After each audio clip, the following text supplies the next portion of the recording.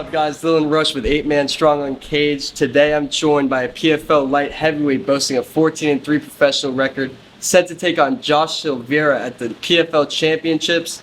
Impa Kasanganay, how you doing, man? Good, how you doing? I forgot how to pronounce your nickname already. It's Chi Lobo. Yeah, you said it right. What does Chi Lobo mean?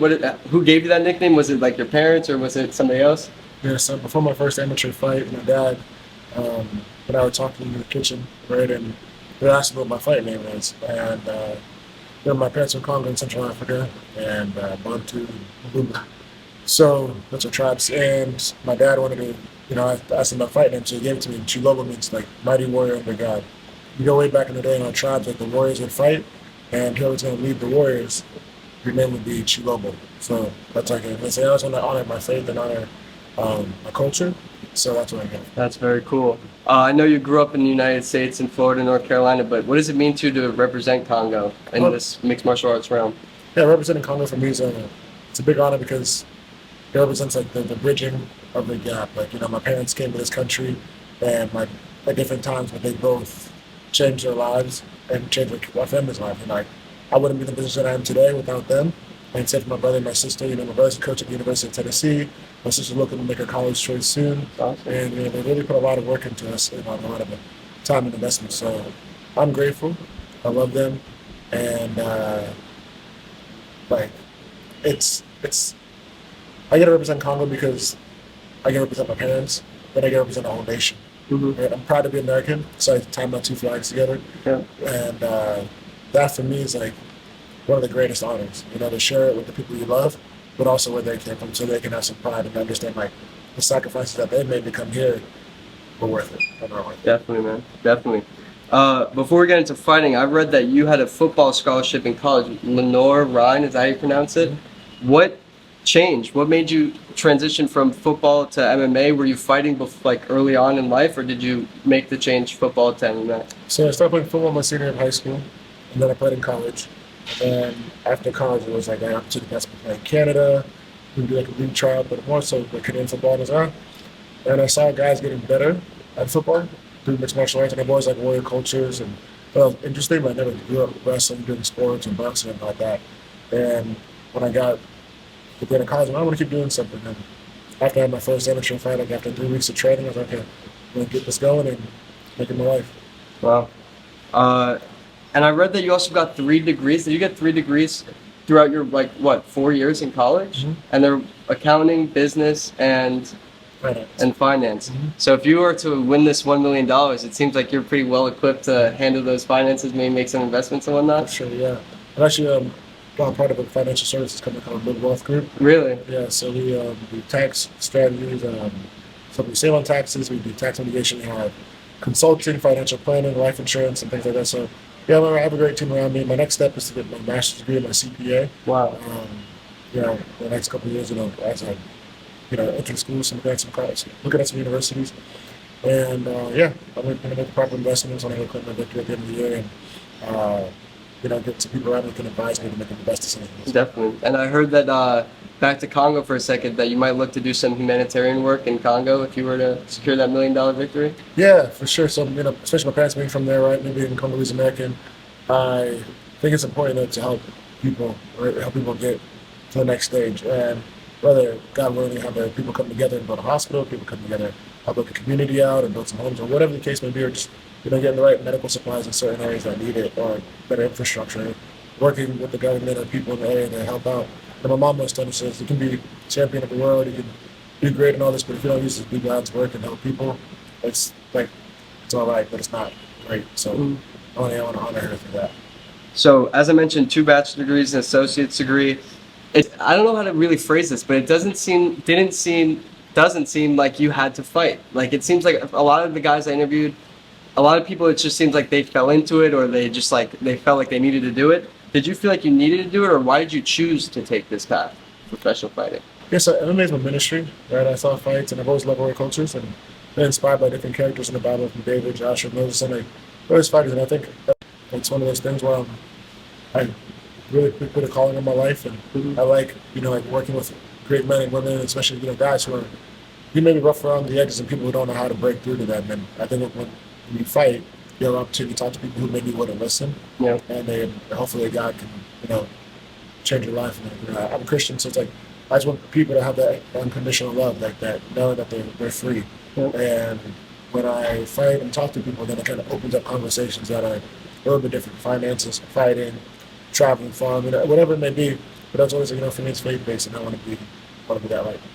And do you believe that that loss to Buckley was crucial towards your growth as a mixed martial artist? Yes. So the Buckley fight was a real blessing in disguise, right?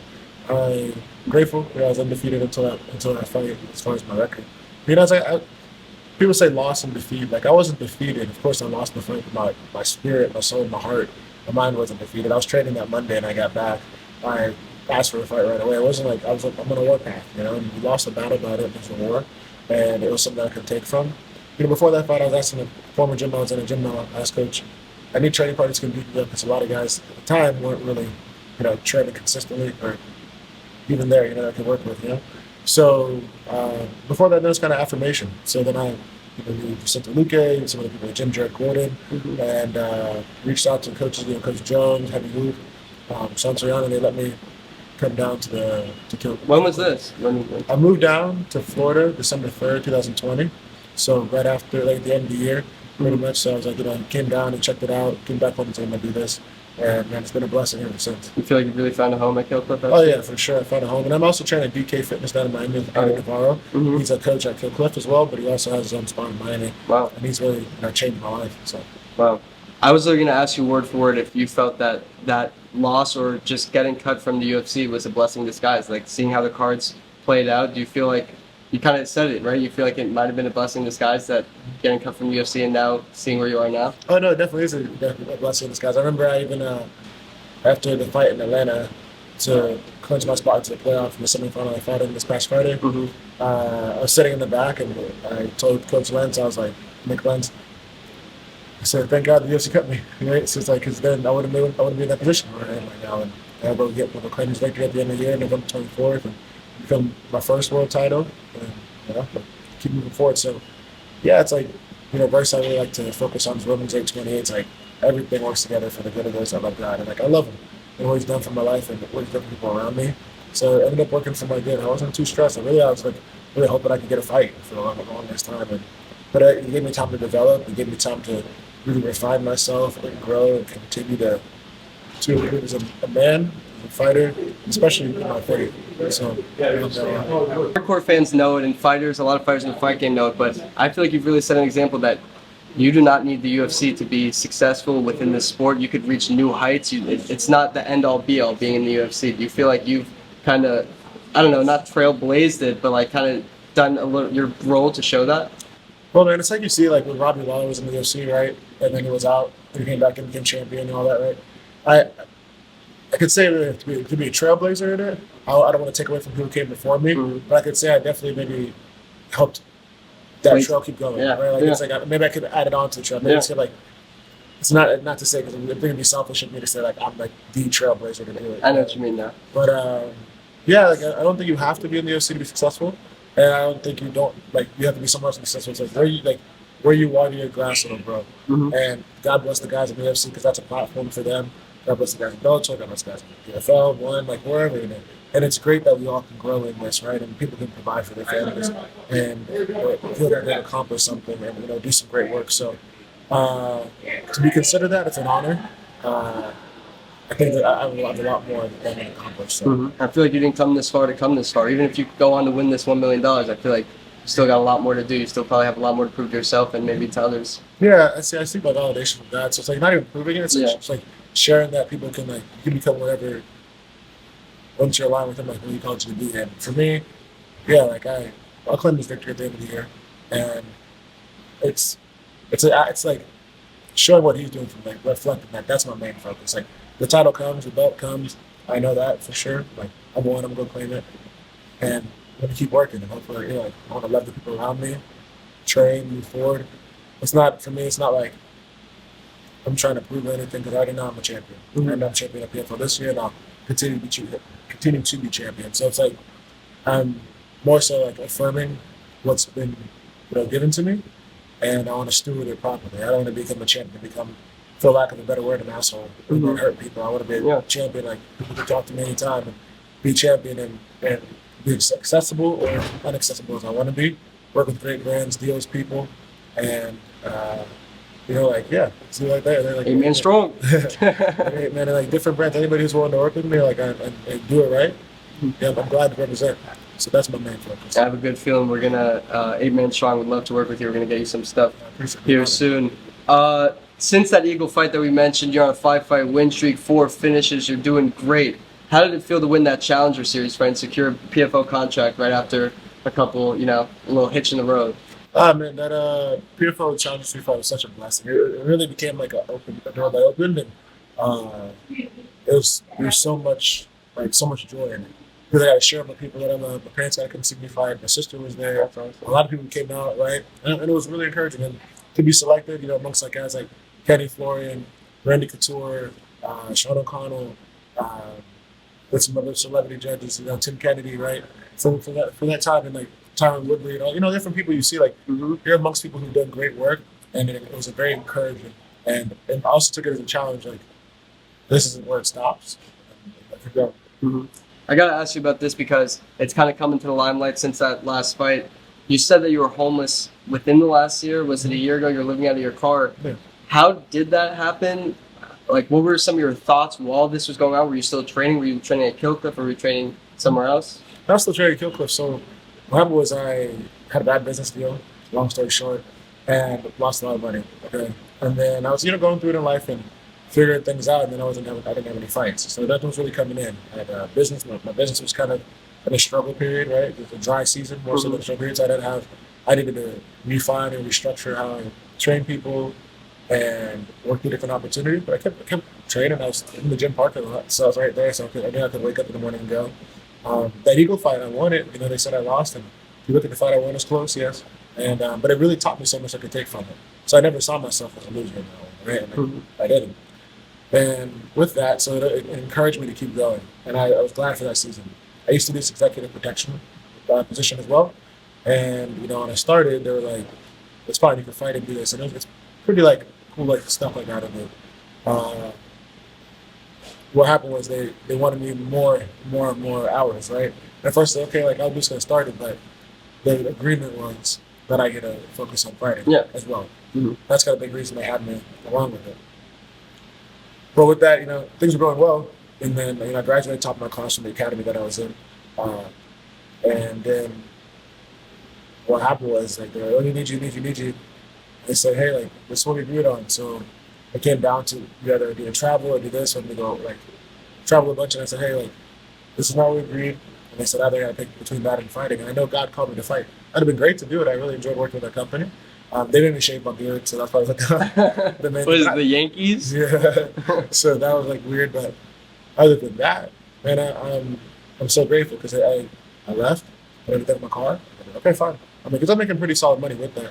But at the time, it's like things weren't coming in, so it was a good time to talk to God. I had a lot of people, man, like in my life, like support me in different ways. Like they didn't know what I was, and I don't think you need to like use what you struggled to like get pity, but more so. Yeah, figure it out. You gotta provide some Coach Henry Hoof that saw me, and I think maybe the security guy said, that car is always here. I had a motorcycle too, so I hide my motorcycle around my car, so no one steal it.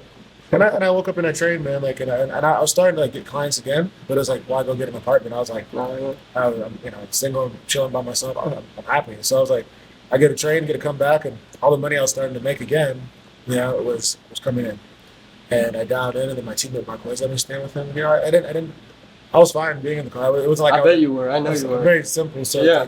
Then I started making money. So this is great. The only rent I had is my car payment. Shower in the gym, brush my teeth. I get to the gym early, and yeah, man, it was cool. But it really taught me some things. And I prayed it. Like I heard Steve Harvey say this. It's like, God, when I make it, if you allow me to make it and it's your will, I'll show everybody about you. So I think that's what he's challenged me to do. Like he's answering my prayer. I prayed then. I was like, it's like I was embarrassed. I didn't really hide it to be. I just don't want anybody to feel sorry for me. At the same time, at the end of the PFL fight, I was thinking, and it God put it on my heart to share. And I don't know who I reached out, spoke to, and maybe I'll never know. But I hope that it helps somebody, right? And that was the thing, is like not to quit because things don't look the same, or like you try to compare yourself to other people. You shouldn't care. You should care to be who God's called you to be. That was my main focus, right? So I was happy, man. I was training, but I was improving. I still go down to Miami. All I did was pay for gas and that, and I was like, it's pretty nice. So it's like I was like, You don't got a lot to worry about, not a lot of cleaning. No, not a lot of cleaning. I just got that car dirty. Probably needed to clean up. But it was it was cool. You talk about wanting to help people, man. I swear, you probably inspired. I'll speak for myself, and just these 15 minutes talking to you, like just hearing your journey is inspiring, man. Like I feel like anybody with a brain in their head would feel the same way. You guys want to chime in? You feel the same way, right? So, on that note, I believe you're a champion of life. You believe you're a champion of life, win or lose in this next championship fight. But what would this championship belt mean to you, money aside? Like, would that belt around your waist, having that feeling, arm raised, getting the title, would that kind of solidify or like, I don't know, do anything for solidifying how much work you put in, the dedication, all the sacrifices you made to get up to that point? Would that kind of maybe set in a little bit more with that belt around your waist? No, it's gonna look at it like I'm claiming this victory. I won, right? How I look at it is it's a like the road's this huge, long road. It's literally like barely even a step for what I see myself do. And what I know God's put on my heart and what I will do, what I continue doing. Like watching November 24th, that'll be the best version of me you've ever seen to date, ever. No location yet, right? No, waiting on. Where do you want it to be? Man, it could be here in Sioux Falls or it could be in the middle of the ocean. I'm gonna claim the victory. No. I think PFL is doing a great job there. Hopefully it's a beautiful venue, right? Like they had Madison Square Garden last year. Maybe try somewhere else. Like I don't know. It could be California. It could be place that I've been, right? It's a fight, so wherever. But with that being said, like watch November 24th, I claim that victory, and it'll be special, right? To God the glory. But what it means to me, really, it's like the belt around my waist. Like it's gonna be special to me because I got to get it to Coach Lenz, share with my parents, the people who believe in me, helped me get here. Coach Dieter, Coach Jones, like the guys who made me, Delana, my friend, has helped me out so much. You know, it's gonna mean that's like affirmation that God's called me here. I know I'm a champion. This is the first one of many, and that I have to challenge myself to lead more. Right? That it's not so much of like, I did it. It's like, all right, you have this title. What else is in there? Is this it? Is this the cap? Is this all you become? And now it's my perspective is in heaven you walk on streets of gold. So, like, I put the asphalt of heaven around my waist. But if I took asphalt on the street right now and put it around my waist, it wouldn't mean much to me. The more important thing is like what's behind that belt. Right? And I can take it back to Kill Cliff, take it to BK Fitness, and the kids at the gym can see, like especially BK Fitness, the kids program of boxers and kids who might not have been as fortunate, who may go through things more challenging than me. Mm-hmm. And I want them to see, like, if he can do that, we see him every day in the same system, and he loves God, he loves people. That they can do it too, right? So that's really what it means to me. It's not this world, because I still have so much more to prove, right? I still have to Christ, like to prove of Him, not for myself. But that's my main focus. Do you realize I've interviewed like, I don't know, 300 different people in the last 16 months. I don't know if you care, but do you realize that so many fighters like don't say any of the things you're saying right now? Like they just like, if I ask them about the $1 million, they're gonna talk about cars. If I ask them about the championship belt, they're gonna talk about the shininess. Like you're talking about like all the real stuff. Like you fight for, I don't know. It seems like you have your priorities in order. So I guess I'll commend you for that. But on the other hand, you seem like a very honest man. I can tell you're a very honest man, but I feel like you're lying to me about one thing in this interview. I think you know where the PFL championships are, and I think you can't tell us. Okay. For the most part, he knows. He knows where it is. He knows exactly. He was like, maybe MSG will change it up a little bit. We'll see. I really don't have confirmation of anything yet. I have ideas, but I don't know. So I don't want to lie. Then if they call me a liar, see? Mm-hmm. I'm considered a liar on camera. All right, I take it back. We haven't talked much about fighting. We've mentioned it, but specifically about fighting. Josh Silveira, what do you know about this guy? What makes him a favorable stylistic matchup for yourself? Josh Silveira. So what I know about him is a good guy. We met actually on my fight going to Abu Dhabi. The flight's going to Abu Dhabi. For Eagle? Or? Oh, no, when I fought, Eagle's in Miami. I fought when I fought Buckley in the UFC. Yeah. And we talked for a while. I was like, what's up, man? He's like, oh, cool, nice to meet you. Know about you, we know about each other. Solid wrestling background, awesome coaching, great coaches. A lot of my coaches were coached under his dad. So, really? So, Conan, his dad, the head coach of ATT. Obviously, has a solid program. I fought guys through the ATT system. There's a lot of history there, so I know that he's gonna come with his best. He's shown that he's dominated fights. He's shown that he's come through. He's shown that he's taken some shots before in adversity. His jiu-jitsu solid. His striking is developed. He's getting better. He has a really good coaching staff. So that's why I'm honored. Big reason I'm honored to have this battle, scheduled with him. For me, it's I'll work out, hustle, I'll fight anybody, right? Everybody that ever fights had more experience than me. Whether they wrestle since they're young, whether they box since they're young. Like I started training when I was 24, right? At the same time, I noticed what God's called me to do. So it doesn't matter where the fight goes, as far as like the dimensions of the fight, whether it's on the ground, stand up, in between the transitions. And I'll dominate every single, every portion of it. And then that's a testimony to like the minds, the people around me, but also the calling of my life. This might sound like such a casual question, but I gotta ask because, of course, the belt's online, $1 million a lot. Just a lot of things that go into it. Would you say that in these next few weeks you're gonna work harder than you ever have? I know you have a great work ethic day in day out, but do you feel like these next few weeks you're gonna reach a level that you've never reached before? Yeah, for sure. I'm gonna reach a dimension I've never been in before. Yeah, it's like yeah, you said that, didn't you? For me, it's gonna be something you've never seen before from me, right? And something. It'll be the skill of a much more polished version of myself, much more intelligent, mature, healthy, physically, mentally, spiritually, and the way I fight, I'll dominate and get him out of there. When it's all said and done, fighting, training, finance, business, all these other things that you might be doing, what do you want people to remember most about Impa Kasanganay above all else? Above all else, I want people to know that I love God. Like, that's it. Like, if you know me, like, I love God. I want them to know that I love God by the way I love them.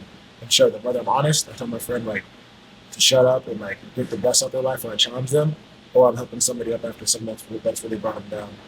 And as a fighter, when they recognize me as a fighter, it's the greatest. As a person who decided, like it's a hate their side, but more so like a person, when he's in that cage, he's a killer, and he's the guy's an assassin, and what I do. When I come out, it's like I'm a loving man of God, and a loving man of God even in the cage, but a loving man of God in a way where you can talk to me, you can reach out, and you know there's a person to reach out. For the people that I've done wrong in life, I want them to realize like he's grown. For the people that have done right, to realize like that's affirmation of who God's called them to be. Nobody's perfect, right? So like whether it's a girl's heart you broke or somebody said something rude to her, I want them to realize like that they can see my life and be like, look what God's done in his life, and that it can be a reflection of theirs. And when it's all said and done, that I can be someone somebody can reach out to, like any kind of connection they need. I feel that I can be there. That's amazing, man. I'm gonna send you some Apeman Strong stuff. I hope to see you wearing it in the next couple months, and I'm gonna be at the PFL finals, of course. I couldn't miss it, so I would love to tap back and do another interview. Awesome, I'll be honored. Impa, man, coming for that million, that title. Appreciate the time, man. Thank you.